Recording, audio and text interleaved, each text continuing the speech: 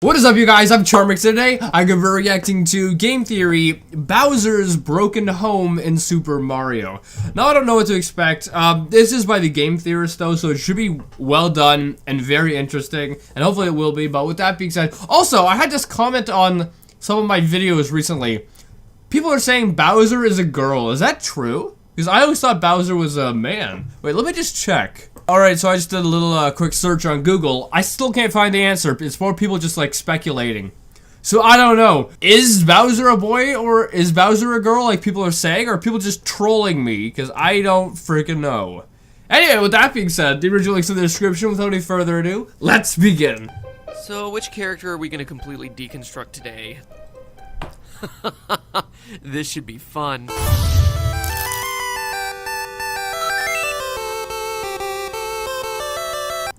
What was that I just saw?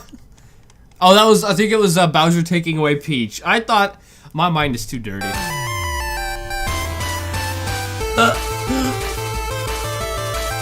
Alright, there they are.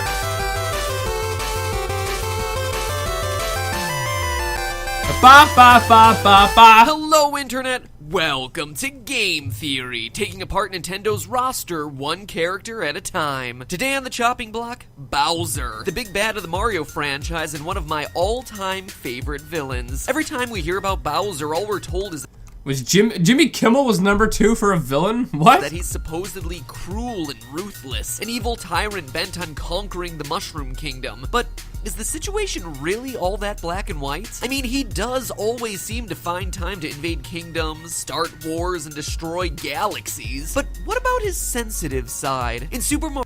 Well, I remember in another episode of the Game Theorist that I reacted to recently, it turns out Bowser's actually kind of like the good person because he's trying to stop like this weird Mushroom Kingdom fungus thing. I don't know how to explain it. I definitely recommend you go and watch that video. But, I mean, yeah, it seems like Bowser's actually the good person in this. At least that's what I think. I could be completely wrong. I don't think I am, though.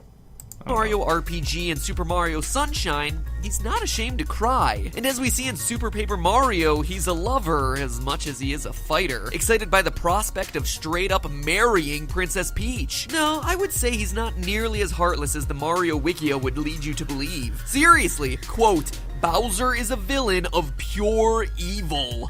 Wow, pure evil? I don't think anyone whose primary attack vehicle is called a clown car can be labeled as pure evil. No, I think that under his spiky... It's a good point right there, Matt. Shelled exterior rests a tortured soul with a kind heart. He's like a transformer. There's more to him than meets the eye. Don't believe me? There are facts hidden in plain sight throughout the Mario series that turn Bowser into a very different character, explaining everything about his behavior, why he seems so angry all the time, and why he invades the Mushroom Kingdom and kidnaps Peach every other week. Slip on your overalls and prepare to feel bad for every time you've dumped the Koopa King into that pit of lava. Get ready, cause here we go! Let's start with the Koopalings. Larry, Morton, Win... So this isn't really ruining Bowser for us, right? I mean, it's ruining the perception that he's bad, but it's also, it makes him better for us because, you know, if he's really good, then a lot of people should be happy with that, right? I think.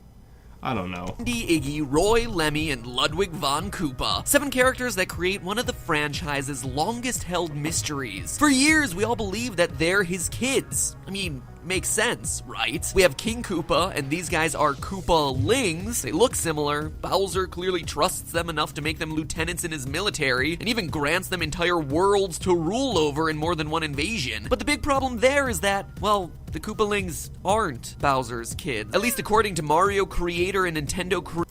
What do you mean they're not his kids? And if you're saying his, does that mean that Bowser is a male?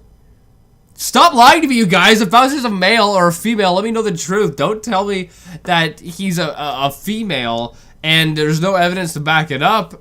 And even MATPAT right now, at least, is saying that, you know, Bowser's a male. I'm confused. Creative fellow Shigeru Miyamoto, who's gone on record multiple times stating that Bowser and the Koopalings aren't actually related. In an interview with Game Informer, Miyamoto said, quote, "Our current story is that the 7 Koopalings are not Bowser's children. Bowser's only child is Bowser Jr., and we don't know who the mother is," end quote. Well, that was...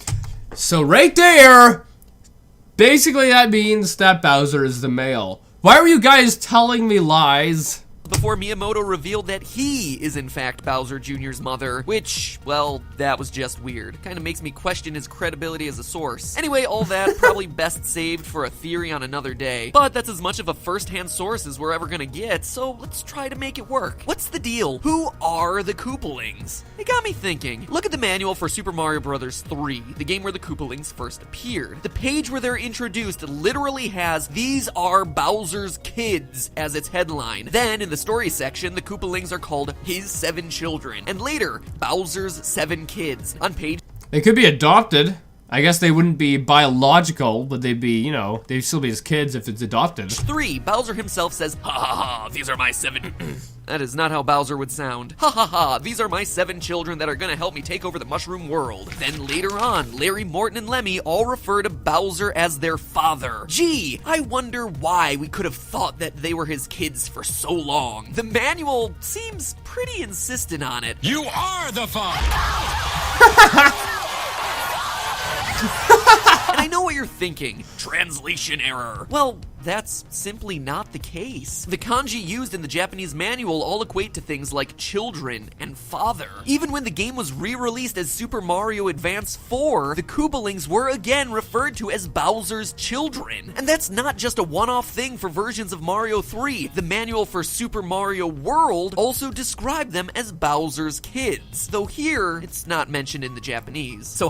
So they're probably like adopted kids or something. Because then it technically wouldn't be his biological kids, but it still would be his kids at the same time, if that makes sense. How can Miyamoto say they're not related, but then the manual in its original language say that they are? Both of these things can't be right? Actually, they kinda can. Consider this. There's more than one way to be a father. What if they're not Bowser's biological children? I got it! I freaking got it! I freaking got it! Adopted children. You heard that exactly! right? Bowser, I called it the whole time! I called it! That's what I'm saying. Because they wouldn't be his biological kids, but yeah, you know, if he's adopted them, then they would be his kids at the same time. I freaking called it! Yes! Adopted the Koopalings. I mean, think about it. Now we have a way where he's still a parent without them actually being related. Giving someone life isn't the only way of being someone's mother or father. There are other very admirable and very important ways of being a parent. Taking someone in who's in need, supporting that person, believing in them, allowing them to ransack and rule over a desert kingdom. Those are the most important parts of parenthood. Now, I'm gonna show off my psychic skills and read your thoughts again. You're thinking this is pretty weird, right? Adoption in a video game? In a Mario game, no less. See? Well, after reacting to a few of the Game Theorist videos, Mario has a lot of weird, like, plots in it. Especially the fact that apparently Bowser's the good person, Mario's the bad person, and there's like a weird fungus taking over the Mushroom Kingdom. So yeah, there's a lot of weird plots in Mario, so I can't be surprised by anything at this point. It's like a stretch for a game with pretty minimal plot. Then again, this is the franchise there's a crazy plot to it. There's a crazy plot, and you've exposed it in a bunch of your videos. Introduced the first ever transgender character into gaming with Birdo, so maybe not as extreme as it initially seems, but hold on to your butts. Are you holding on to them? Cheeks firmly in hand? Good, because this actually plays into a huge part of Bowser's backstory that we've never stopped to consider. Now think about it for a second. Who are Bowser's parents? The answer to this has staggering ripple effects throughout the Mario universe. See, it's never really touched on in most of the Mario games or in other expanded universe materials, but if you look close enough, it's pretty heavily implied. Bowser is an orphan. Seems crazy, right? But is it really all that surprising? In the Yoshi's Island games, we see that baby Bowser has no parents. Instead, he's in the care of Kamek the Magic Koopa, who comes to his rescue when he's fighting baby Mario. Not Father Koopa, Kamek. Whenever we see baby Bowser, he's always in a room, alone. And never once does he mention, "My father's gonna get you," or "I'm gonna go tell my mother" when he loses, like a typical child would. Even when the fighting gets really serious, it's adult Bowser himself who travels through space and time to fight Mario and Yoshi, not some elder Koopa. And quite frankly, if this is indeed true, it would explain a lot of the behavioral issues that Bowser exhibits throughout the franchise. Let's look at the research. After digging through papers covering the psychological impacts of being raised as an orphan, losing one or both parents in childhood, and being raised At this point, with the amount of like crazy plot that it turns out as in Mario, anything's believable. So I believe it. in foster care, the data reliably pointed to significant behavioral changes that align with Bowser's behavior throughout the games. For example, in the study Personality Differences Between Orphans and Non-Orphans, researchers compared two groups of approximately 100 children, 100 orphans and 100 non-orphans. They determined that there was a high correlation between being raised in an orphanage and feelings of alienation and hostility towards society. Quote, "It's evident from the results that orphanage-reared children show high feelings of alienation and are more hostile towards society when compared to children reared in home atmosphere." And another quote, "The more number of years spent in the orphanage, the more hostility feeling in the orphan." All of a sudden, we have a reason for Bowser's tyrannical behavior. He's mad at the world as a result of his upbringing. He feels alienated from society and wants to take over to claim his rightful place. But it doesn't stop there. Studies examining the relationship between being raised without parents and future criminal activity found that in prison populations, the likelihood that a criminal was raised without one or both parents was significantly higher than the average population. And according to a 2012 report from the U.S. Administration of Health and Human Services, 60% of males aged out of the foster care system had been convicted of a crime. I'm assuming You're talking about some. Why is my chest hurting? Oh. You're talking about some serious topic right now, and you got this grooving beat in the background. crimes didn't consist of imprisoning the land's fairies in glass bottles, but you get the connection. Bowser's anger in both childhood and adulthood, his desire for revenge, his alienation from society, and his criminal behavior can all be statistically linked to his parentless upbringing. And let me make it clear, this is research covering some cases, and these are statistical trends, not certainties. Not all orphans end up as cartoonish villains. That'd be silly. Some also end up as superheroes. It also might explain why he took the Koopalings under his wing. He didn't want them to grow up like he did. Speaking of which, it also sheds a great deal of light on Bowser's relationship with Peach. Having a woman like Peach in Bowser's life would give the adopted Koopalings and Bowser... Alright, now, hold on 1 second now. In the last, I believe the last Game Theorist video I reacted to, they were talking about how, Bowser was kidnapping Peach because Peach was really the leader of the weird mushroom fungus thing that was spreading through the Mushroom Kingdom. So which is it? Is he kidnapping Peach to be a mother to these orphans? Or is he kidnapping Peach to stop this weird fungus from growing? Matt, you have roped yourself into a corner here. Which one is it? There's one true biological son, Bowser Jr., a full family, a father, children, and a mother. This nuclear family unit is something Bowser never had growing up, and something he might want to provide for his kids. And the games support this. Think about it. Whenever Bowser invades the Mushroom Kingdom and kidnaps Peach, what does he do? He takes Peach home to his castle and leaves his minions to manage the new real estate he acquired through his hostile takeover. Early on, he doesn't even try to kill anyone in his invasions. He spares their lives by turning the toads into bricks. You see, the people and land the Mushroom Kingdom provides are a plus, but the real prize here... Yeah, see, you turn the toads into bricks, because the toads, the weird mushroom thingy on their head is actually the fungus that is it's controlling their mind or something. So he's turning them into bricks in order to stop it from spreading, if that makes sense. And he kidnaps Peach because she's in control of them. So when they don't have control, then there's less chance that they're gonna go and, spread the virus or the fungus or whatever. I'm confused with the plot of this. You can't kidnap Peach and expect her to be a mother when she is also a bad person. I am confused. Here is Peach, because she's a person who can fill the void of mother in his familial unit. Why else would he kidnap the princess over and over again rather than... You explained it in another video! MATPAT is roping himself into a corner with this one because it's contradicting the things he said in another video.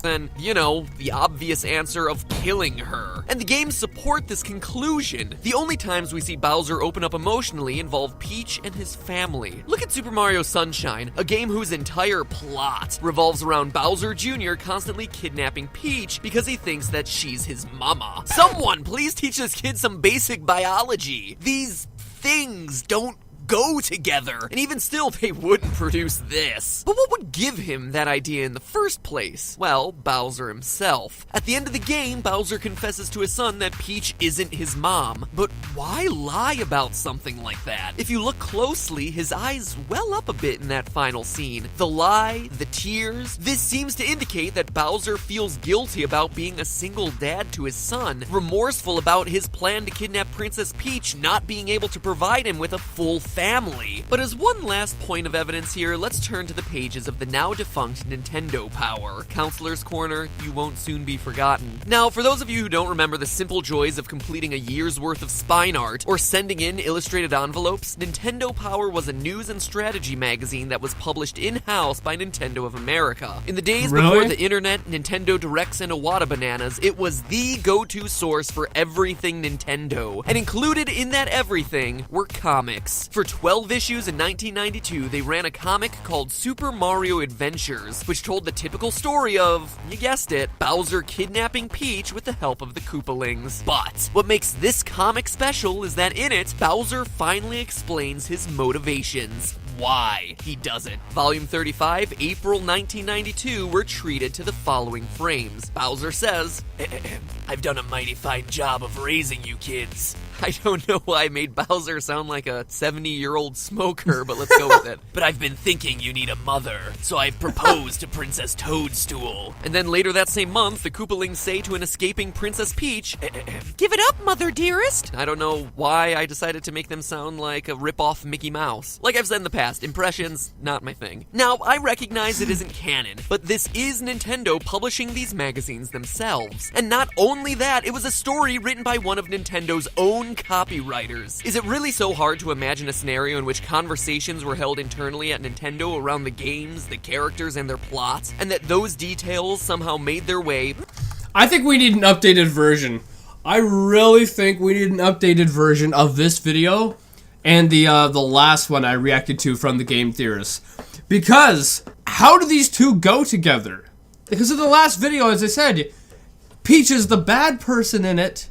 Peach is a bad person, and I think the reason why, you know, Bowser was kidnapping her in the other video was because I guess it's a way to stop her from giving, commands to the Toads. So which one is it?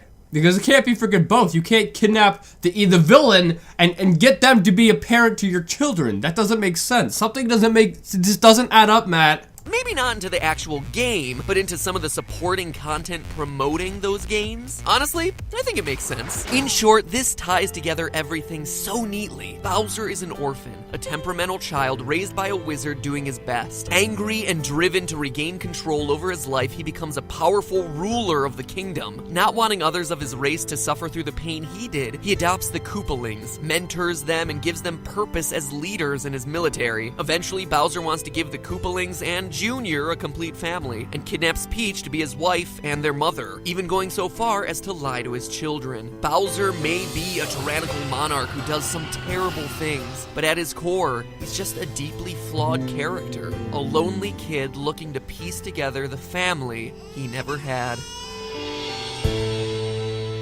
I don't know what to think anymore. I don't know what to think. As I've said so many times now, Matt has contradicted himself. I mean, Matt's got himself into a corner with this theory and the other theory that I reacted to, because they're saying in the other video, you know, Peach or Princess Toadstool has something to do with the weird fungus taking over, and she's like the bad person. And now you're saying, oh no, Bowser's taking her to be the mother of his kids. Which one is it? Because, you know, you're not going to get the evil person. You're not going to get Princess Peach to raise your kids if she's a bad person, right? Like, I need some explanation here, because the videos are contradicting themselves at this point. But anyway, if you guys like this video, give it a thumbs up, possibly share with a friend. If you're new, and subscribe to the family. Also, make sure you go subscribe to the Game Theorist. So with that being said, I'll see you guys next time.